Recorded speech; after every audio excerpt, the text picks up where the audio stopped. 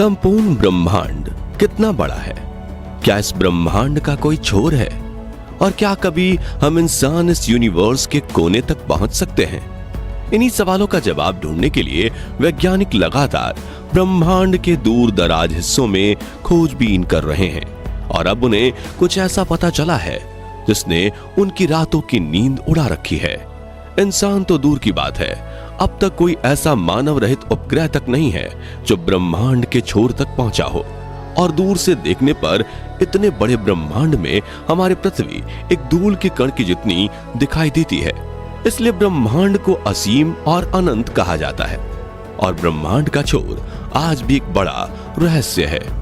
लेकिन modern technology की मदद से अंतरिक्ष की डेटा रिकॉर्ड करके वैज्ञानिकों ने ब्रह्मांड के छोर के बारे में कई जानकारियां रिकॉर्ड की हैं जो हिला देने वाली हैं। और आज हम आपको पृथ्वी से लेकर ब्रह्मांड के किनारे की एक रोमांचक यात्रा पर ले जाने वाले हैं। तो अपनी कुर्सी की पेटी बांध लीजिए और तैयार हो जाइए ब्रह्मांड के कुछ अनसुने रहस्यों को जानने के लिए। दोस्तों, हमारे ब्रह्मांड में न जाने कितने गैलेक्सीज हैं और उन्हीं में से एक है मिल्की वे यानी आकाश गंगा। और इसी आकाश गंगा में बसे सौर मंडल में स्थित है हमारी पृथ्वी, जहां हम रहते हैं। और रात के समय पर आसमान में देखने पर हमें कई टिमटिमाते तारे दिखाई देते हैं जो कि हमारी आकाश गंगा में ही मौजूद हैं। चलिए अब पृथ्वी छोड़कर चलते हैं अंतरिक्ष में। और थोड़ी ही दूर से हमारी पृथ्वी कुछ इस तरह से दिखाई देती है, जिसमें हमें धरती पर नीले और हरे रंग की एक परत दिखाई देती है। यहाँ से हम सभी महाद्वीपों को आसानी से देख सकते हैं। चलिए आगे बढ़ते हुए चलते हैं इंटरनेशनल स्पेस स्टेशन पर, जिसे हम स्पेस के होटल भी कह सकते हैं। पृथ्वी की सतह से करीब 400 किलोमीटर की ऊंचाई में स्थित ये स्पेस स्टेशन अंतरिक्ष में इंसानों द्वारा बनाई गई सबसे बड़ी चीजों में से एक है। यहाँ पर स्पेस क्राफ्ट्स के लिए फ्यूल, इलेक्ट्रिसिटी और ऑक्सीजन जैसी जरूरी चीजों का अतिरिक्त भंडार किया हुआ है। वहीं यहाँ एस्ट्रोनॉट्स के रहने, खाने और सोने तक का बंदोबस्त किया हुआ है। और दुनिया भर के स्पेस रिसर्चर्स, एस्ट्रोनॉट्स इस स्पेस स्टेशन पर जाकर अपना स्पेस रिसर्च करते हैं।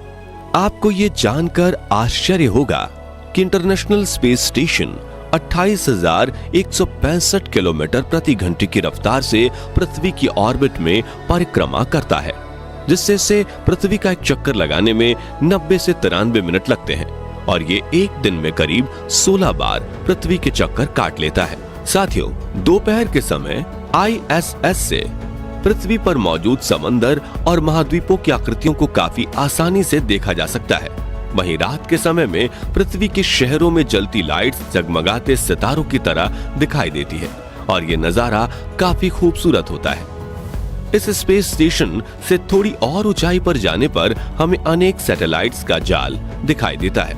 यहाँ इंसानों के द्वारा बनाए गए हजारों सैटेलाइट्स अर्थ की ऑर्बिट में परिक्रमा कर रहे हैं।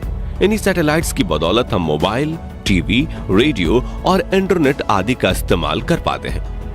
अपने सफर में आगे बढ़ते हुए अब हम पहुंच चुके हैं चांद पर, जो कि पृथ्वी से 3,84,400 किलोमीटर की दूरी पर स्थित है।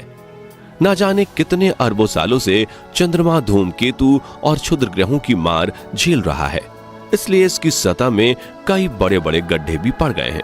चंद्रमा पर सूर्योदय कुछ इस तरह दिखाई देता है, लेकिन सूरज की ज्यादा रोशनी ना पहुंचने की वजह से चंद्रमा पर ज्यादातर अंधेरे का माहौल ही बना रहता है। वहीं पृथ्वी की बात करें तो जिस तरह पृथ्वी के आकाश में चंद्रमा का उदय होता है, ठीक उसी तरह से चंद्रमा के आकाश में भी पृथ्वी का उदय होता है। फर्क बस इतना है कि यहाँ से चंद्रमा का कद छोटा दिखाई देता है और वहां से पृथ्वी का कद बड़ा दिखाई देता है, क्योंकि चंद्रमा पृथ्वी से काफी छोटा है। चलिए अब हम सौर मंडल के जन्मदाता सूर्य की तरफ चलते हैं, जिसके बिना जीवन की कल्पना कर पाना असंभव है। पृथ्वी से सूरज की दूरी करीब 152 मिलियन किलोमीटर है। जब हम पृथ्वी से सूर्य को देखते हैं तो वो हमें एक छोटे चमकते हुए गोले की तरह दिखाई देता है, लेकिन असल में सूर्य इतना बड़ा है कि वो अपने अंदर एक दो नहीं बल्कि 13 लाख पृथ्वी को समा सकता है। वहीं सूर्य की ग्रेविटी इतनी ज्यादा है कि ये पूरे सोलर सिस्टम को कंट्रोल कर रही है। इसकी ग्रेविटी की वजह से मरकरी, वीनस, अर्थ, मार्स, जुपिटर, सैटर्न, यूरेनस और नेपच्यून जैसे 8 ग्रह, क्षुद्र ग्रह प्लूटो और अनेक चंद्रमा व धूमकेतु सूर्य की परिक्रमा करते हैं। इन्हीं ग्रहों, उपग्रहों और धूमकेतु से सूर्य के आसपास सोलर सिस्टम का निर्माण होता है और सोलर सिस्टम से थोड़ी और दूर जाने पर हमें हमारा सौर मंडल कुछ इस तरह से दिखाई देता है। दोस्तों, अब अपने सफर को आगे बढ़ाते हुए सौर मंडल के छोर पर चलते हैं। यहाँ धूमकेतु का एक विशाल समूह दिखाई देता है जिसे कुइपर बेल्ट कहा जाता है। कुइपर बेल्ट में करीब 1 ट्रिलियन से भी ज्यादा धूमकेतु मौजूद हैं, जो सौर मंडल को चारों तरफ से घेरे हुए हैं। ऐसा माना जाता है कि सूर्य का गुरुत्वाकर्षण बल यहीं पर आकर खत्म हो जाता है।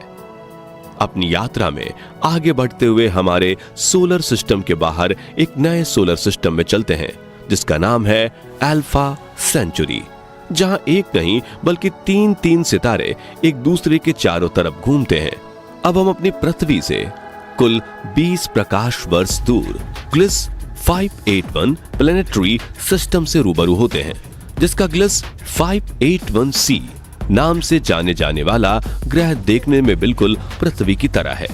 इस प्लेनेट पर इंसानों के रहने लायक तापमान, तरल स्वरूप में पानी और पृथ्वी जैसी सतह मौजूद है और कुछ वैज्ञानिकों का मानना है कि इस ग्रह पर एलियंस के होने की सबसे ज्यादा संभावनाएं हैं। अब और आगे बढ़ते हुए चलते हैं पृथ्वी से करीब 19,000 प्रकाश वर्ष दूर, जहां स्टीफनसन 218 नाम का तारा मौजूद है। यह हमारी आकाशगंगा का सबसे बड़ा तारा है, जो कि सूर्य से 2000 गुना बड़ा है और इसमें हमारे सूरज जैसे 2 अरब तारे समा सकते हैं। दोस्तों, तारों के ब्रह्मांड में कई रूप मौजूद हैं, जिनमें से एक है ये व्हाइट डॉर्फ। हमारे सूरज जैसे सितारे मरने के बाद ऐसा ही रूप ले लेते हैं। इस तारे का गुरुत्वाकर्षण बल सूरज से करीब 10,000 गुना ज्यादा होता है और आपको जानकर हैरानी होगी कि इस पर मौजूद 1 चम्मच पदार्थ का वजन करीब 15 टन के बराबर होता है। ये ज्यादा चमकीले नहीं होते क्योंकि इनके केंद्र में न्यूक्लियर फ्यूजन नहीं होता। वहीं हमारी आकाशगंगा में न्यूट्रॉन स्टार भी मौजूद है, जो आकार में हमारे सूरज से काफी छोटा है, लेकिन इसका गुरुत्वाकर्षण बल सूर्य से करोड़ों गुना ज्यादा है। इस तारे पर मौजूद 1 चम्मच पदार्थ का वजन 2 अरब टन के बराबर है। वैज्ञानिकों के अनुसार इस न्यूट्रॉन स्टार पर भी जीवन संभव है, लेकिन अगर यहाँ पर कोई जीव बसते भी होंगे तो ऐसे जीवों की आयु सिर्फ कुछ मिलीसेकंड्स की होगी। अब अपने सफर में थोड़ा और आगे बढ़ते हैं। हम देखते हैं हमारे गैलेक्सी मिल्की वे को, जिसमें 1 अरब न्यूट्रॉन स्टार मौजूद है और 10 अरब व्हाइट डॉर्फ भी मौजूद हैं। वहीं हमारी गैलेक्सी में करीब 100 अरब प्लैनेट्स मौजूद हैं, अनगिनत धूमकेतु मौजूद हैं और न जाने ऐसे कितने ऑब्जेक्ट मौजूद हैं जिन्हें अभी तक हम जान ही नहीं पाए हैं। और इन्हीं सभी ऑब्जेक्ट्स को जिसने अपने आसपास थाम रखा है वो है हमारी आकाशगंगा का सेंटर, जहां मौजूद है सबसे बड़ा ब्लैक होल, जिसका नाम है सजिटेरियस ए। मिल्की वे आकाशगंगा को लेकर एक रोमांचक तथ्य ये है कि ये इतनी ज्यादा बड़ी है कि अगर लाइट भी इसके एक कोने से दूसरे कोने तक जाए तो उसे भी इस सफर को पूरा करने में 1 लाख साल लग जाएंगे। साथियों, अब हम अपने मिल्की वे गैलेक्सी से बाहर निकलकर इंटरगैलेक्टिक स्पेस में आ चुके हैं, जिसमें हमें मिल्की वे गैलेक्सी से भी बड़ी गैलेक्सीज दिखाई दे रही हैं, जिनमें से हर 30 गैलेक्सीज के समूह को लोकल ग्रुप के नाम से जाना जाता है। अब हम देख रहे हैं विगो सुपर क्लस्टर, जिसमें सैकड़ों लोकल ग्रुप शामिल हैं। ये सुपर क्लस्टर 110 मिलियन प्रकाश वर्ष में फैला हुआ है।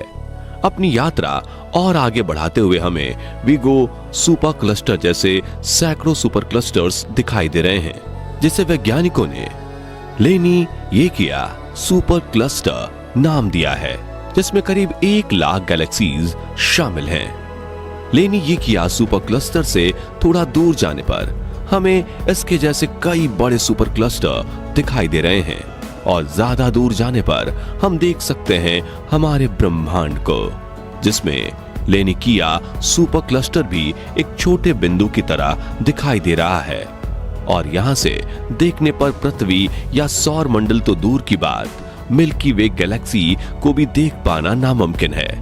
अब शायद आपको हमारा ब्रह्मांड काफी बड़ा लग रहा होगा, लेकिन ये बात जानकर आपका दिमाग घूम जाएगा कि ये सिर्फ हमारा अनुमानित ब्रह्मांड है।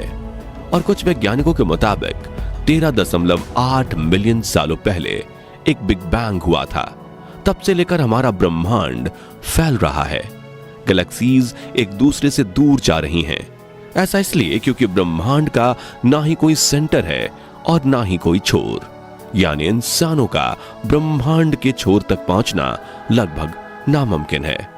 इतना ही नहीं, कुछ वैज्ञानिकों का तो यह भी कहना है कि अंतरिक्ष में हमारे ब्रह्मांड जितने और भी कई ब्रह्मांड मौजूद हो सकते हैं। यानी कि हम ये कह सकते हैं कि अंतरिक्ष की कोई सीमा नहीं है और हम इंसान हजारों सालों तक भी स्पेस एक्सप्लोरेशन करेंगे, फिर भी शायद ब्रह्मांड के 1% हिस्से को ही जान पाएंगे। मतलब अगर आप स्पेस साइंटिस्ट बन जाते हैं तो पूरी जिंदगी आपका काम खत्म नहीं होगा। तो दोस्तों, अगले 100 सालों में क्या हम इंसान हमारी आकाशगंगा मिल्की वे को पार करके किसी दूसरी आकाशगंगा में इंसानों के रहने लायक ग्रह ढूंढने में कामयाब हो सकते हैं, या ये सोच सिर्फ सपना बनकर ही रह जाएगी? इस बारे में अपनी राय हमें कमेंट में जरूर बताएं। और वीडियो पसंद आया हो तो इसे लाइक और शेयर करने के साथ ही ऐसे इंफॉर्मेटिव वीडियोस देखते रहने के लिए हमारे चैनल को सब्सक्राइब और फेसबुक पेज को फॉलो जरूर कर दीजिए। धन्यवाद।